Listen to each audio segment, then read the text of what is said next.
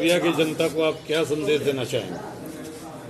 हमारा संदेश ये होगा कि जिस तरह से पहले से हम लोग सोशल डिस्टेंस बनाए हुए हैं और अपने अपने घरों में नमाज अदा कर रहे हैं, उसी तरह ईद में भी सोशल डिस्टेंस बनाकर अपने अपने घरों में दरवाजे पर और इससे नमाज अदा करें।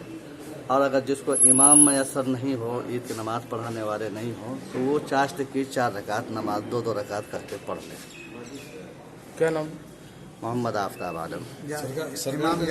अररिया की जनता को क्या संदेश देना चाहेंगे?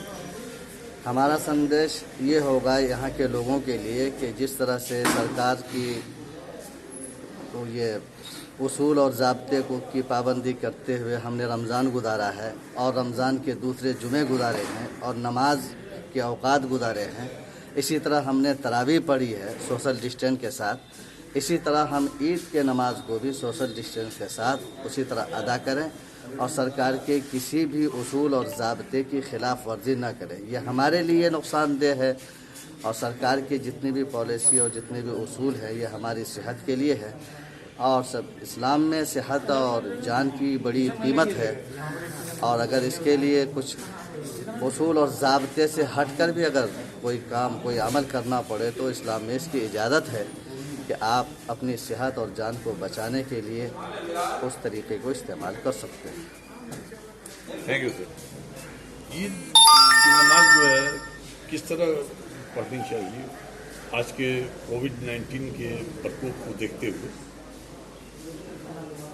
आज के हालात के पेश नज़र सबसे पहले तो हम अररिया ज़िला वासियों को ईद की मुबारक पेश करते हैं सद्भावना मंच अररिया की तरफ से।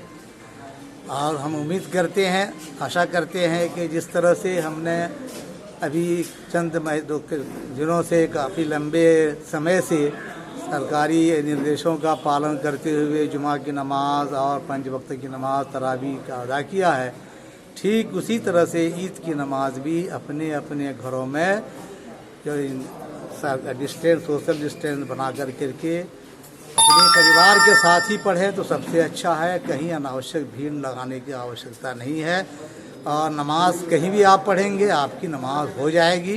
हालात के पेश नज़र जगह बदली जाती है, इसलिए हम लोगों को हर हाल में अपने घरों पर ही नमाज जैसे पढ़ते आ रहे हैं पढ़ना है और ताकि तमाम लोगों को हम इस बड़ी महामारी से हम हिफाजत उसको करवा सकें। उसके लिए हम कहीं मुजरिम न बन जाए, ऐसी हरकत हम न करें ताकि लोगों को कहने का मौका मिल जाए। इसलिए हर हाल में इसकी पाबंदी करनी है और अनावश्यक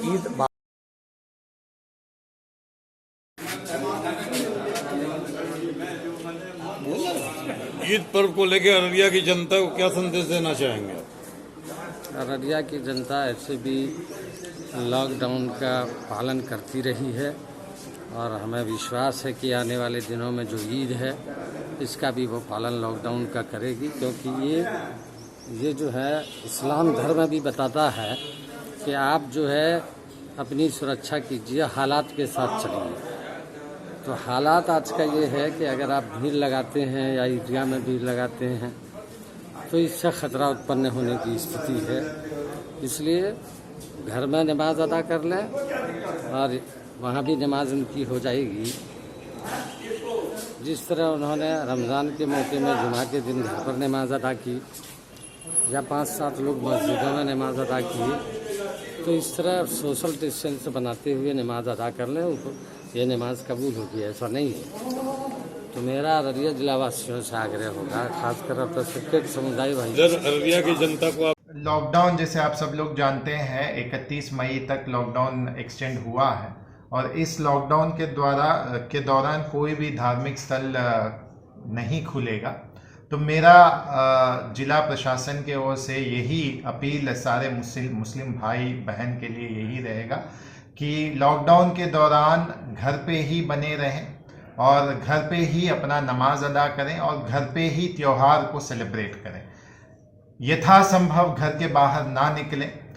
जिला प्रशासन के द्वारा कई उपभोक्ताओं के दुकानों को खोला गया है, 10 से 2 बजे तक दुकान को अभी तक खोला गया है। इसके एक्सटेंशन के बारे पे भी विचार किया जा रहा है। बट मेरा ये सारे मुसलमान भाई बहन से यही मेरा अपील रहेगा कि यथासंभव अपने घर में ही रहें, घर में ही त्योहार को सेलिब्रेट करें और यथासंभव एक दूसरे से दूरी बना के रखें और मास्क एवं ग्लव्स का उपयोग करें और स्वस्थ रहें, अपने घर में ही रहें।